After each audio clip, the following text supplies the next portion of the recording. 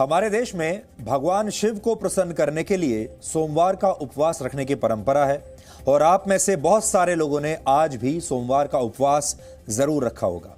लेकिन हमारे देश में उपवासों का प्रयोग कई बार राजनीतिक दबाव बनाने के लिए भी किया जाता है, राजनीति के लिए भी किया जाता है। और आज किसानों और कई नेताओं ने सोमवार का ऐसा ही उपवास रखकर केंद्र सरकार पर अपना राजनीतिक दबाव और बढ़ा दिया है। आज हम आपको वर्ष 2020 में यानी आज के युग में राजनीतिक उपवासों की प्रासंगिकता के बारे में बताएंगे कि ये उपवास आज के जमाने में कितने सही या गलत हैं। लेकिन उससे पहले आंदोलन के आज के अपडेट्स के बारे में आप जान लीजिए कि किसानों का ये आंदोलन अब तक कहां पहुंचा है। आज का जो दिन है ये किसानों के आंदोलन का 19वां दिन है।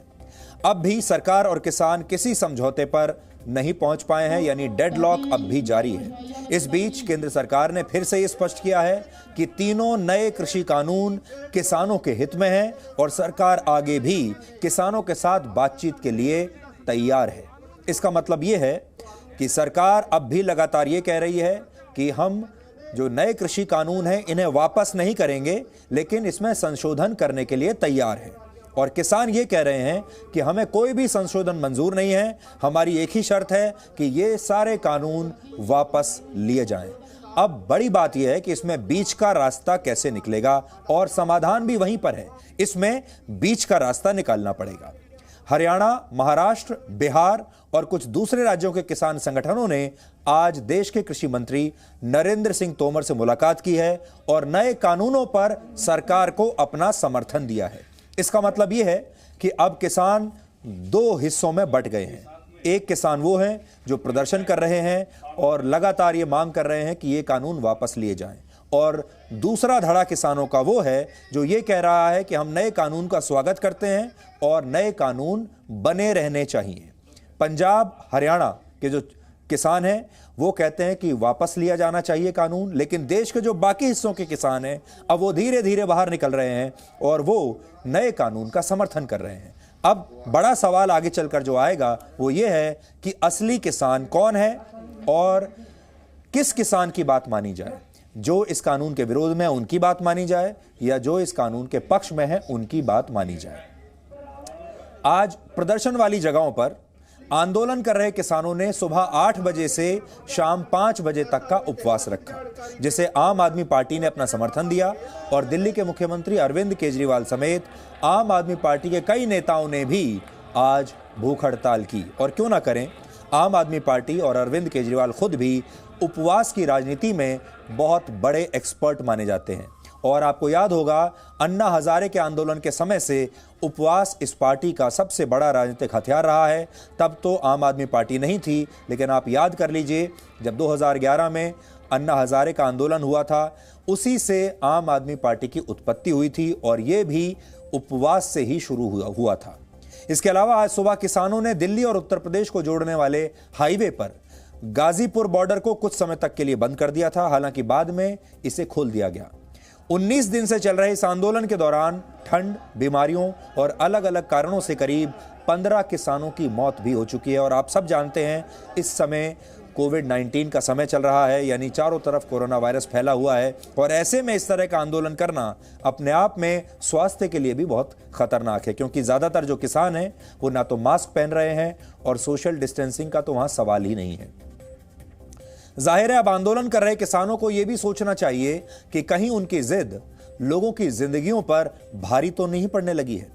उपवास समाप्त होने के बाद किसानों ने आज शाम दिल्ली के सिंघू बॉर्डर, टिकरी और गाजीपुर बॉर्डर पर एक और बैठक की और अब कल सुबह सिंघू बॉर्डर पर ये सभी किसान संगठन एक और बड़ी बैठक करने वाले हैं, जिसमें आंदोलन की आगे की रूपरेखा तैयार की जाएगी। किसान आंदोलन के मुद्दे पर आज गृह मंत्री अमित शाह और कृषि मंत्री नरेंद्र सिंह तोमर के बीच भी एक बहुत महत्वपूर्ण बैठक हुई है। आज किसानों के साथ साथ कई राजनेताओं ने भी इस आंदोलन के समर्थन में उपवास रखा और कुछ लोगों ने इसे भूख हड़ताल कहा तो कुछ ने इसे अनशन कहकर बुलाया। लेकिन यह उपवास सुबह 8 बजे से शाम 5 बजे तक रखा गया। हमारे देश में हर सोमवार को बहुत सारे लोग भगवान शिव को प्रसन्न करने के लिए उपवास रखते हैं, लेकिन क्या आप जानते हैं कि उपवास का असली अर्थ सिर्फ कुछ घंटों के लिए खाना पीना छोड़कर भूखा रहना नहीं होता, बल्कि उपवास संस्कृत के दो शब्दों से मिलकर बना है। उप का मतलब होता है निकट और वास का मतलब होता है निवास। ये दो शब्द हैं, उप और वास, इसलिए इसे उपवास कहा जाता है। उपवास का मतलब होता है अपनी आत्मा के निकट निवास करना, यानी उपवास के दौरान आप अपने मन की शक्ति के करीब होते हैं, लेकिन यह तभी सफल होता है जब आपके मन की शक्ति सकारात्मक दिशा में लगती है। अगर मन की शक्ति नकारात्मक होने लगे तो उपवास उपहास का विषय भी बन सकता है। महात्मा गांधी ने अंग्रेजों के खिलाफ आंदोलन में इसी उपवास को अपना प्रमुख अस्त्र बनाया था। आजादी के बाद भी कई बार अलग अलग आंदोलनों में अपनी मांगों को मनवाने के लिए उपवास का इस्तेमाल किया गया और आज भी 2020 में भी इसका इस्तेमाल किया जा रहा है।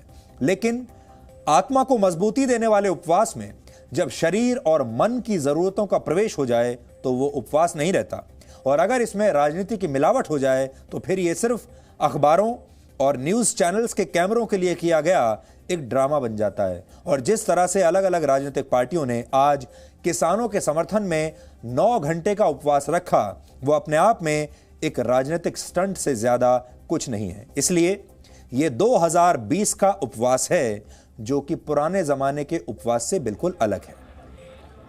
अंग्रेजों के जमाने में संसद भवन में बम फेंककर अपनी मांग उठाने वाले भगत सिंह और उनके साथी बटुकेश्वर दत्त 116 दिनों तक भूख हड़ताल पर रहे थे।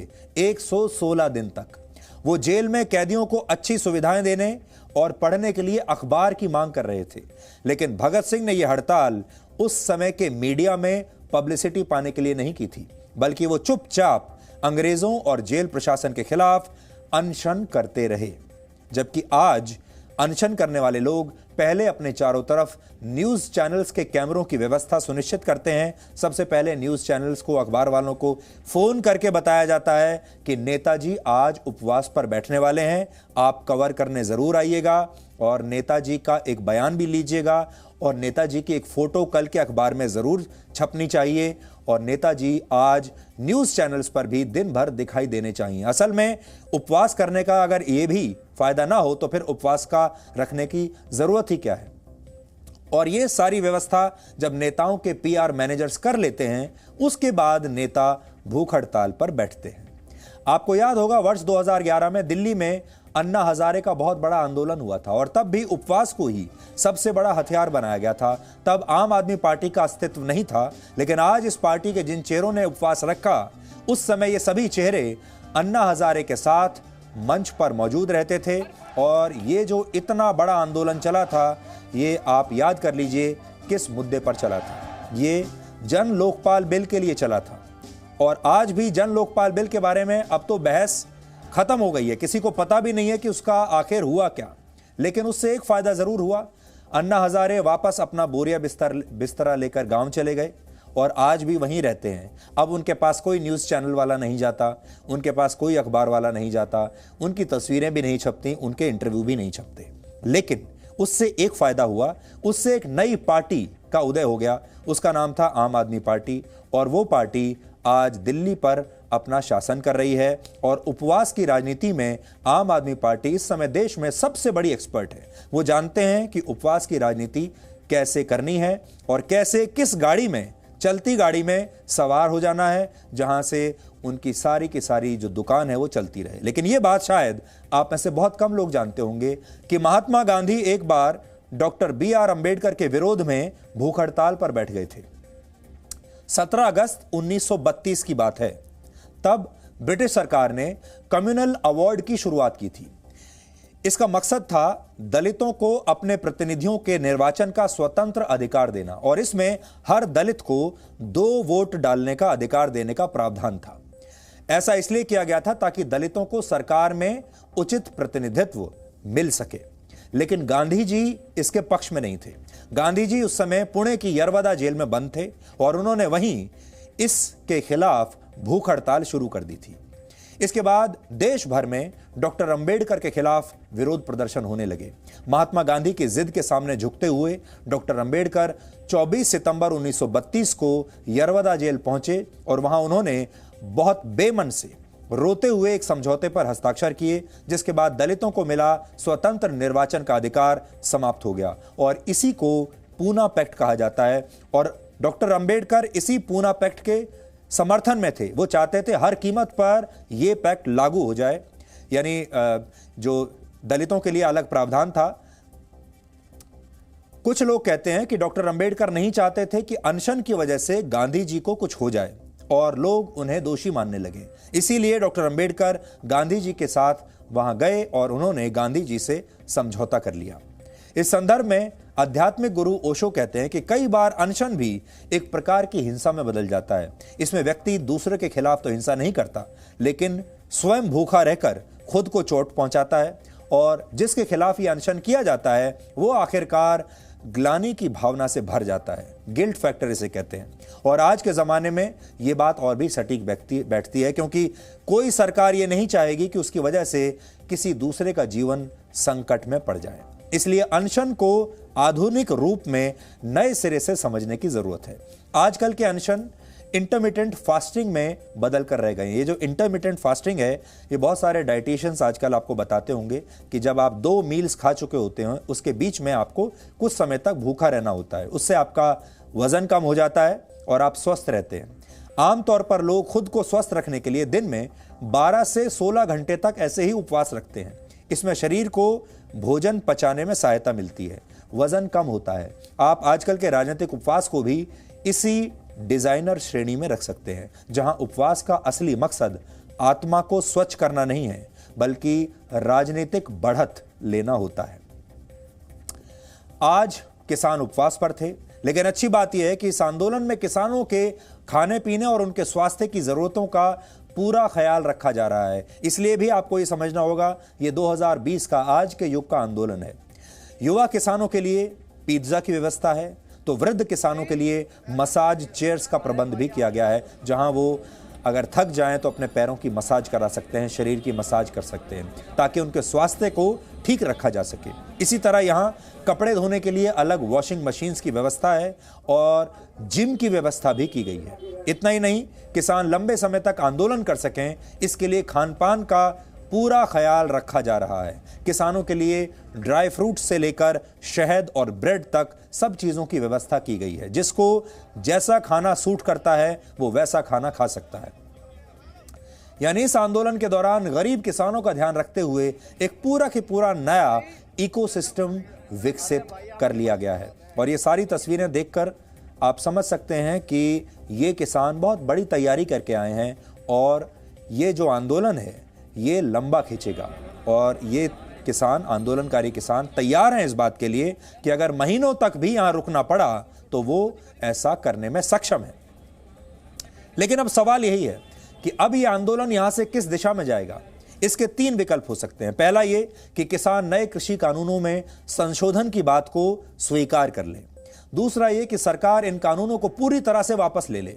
और तीसरा ये कि यह आंदोलन अभी ऐसे ही लंबे समय तक यूं ही चलता रहे और यह डेडलॉक ऐसे ही जारी रहे।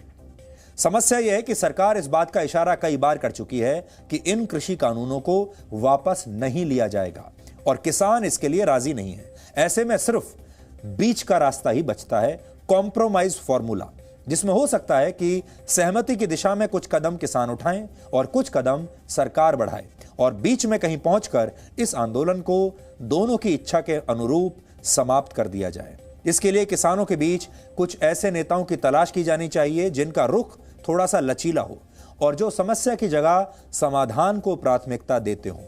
क्योंकि समस्या को बताना तो बहुत आसान है, लेकिन समाधान के बारे में भी सोचना चाहिए। सरकार को भी किसानों के बीच जाकर अपनी बातों को सही ढंग से रखना चाहिए और अपने नेताओं को मैदान में उतारकर किसानों तक अपनी बात बेहतर तरीके से पहुंचानी चाहिए।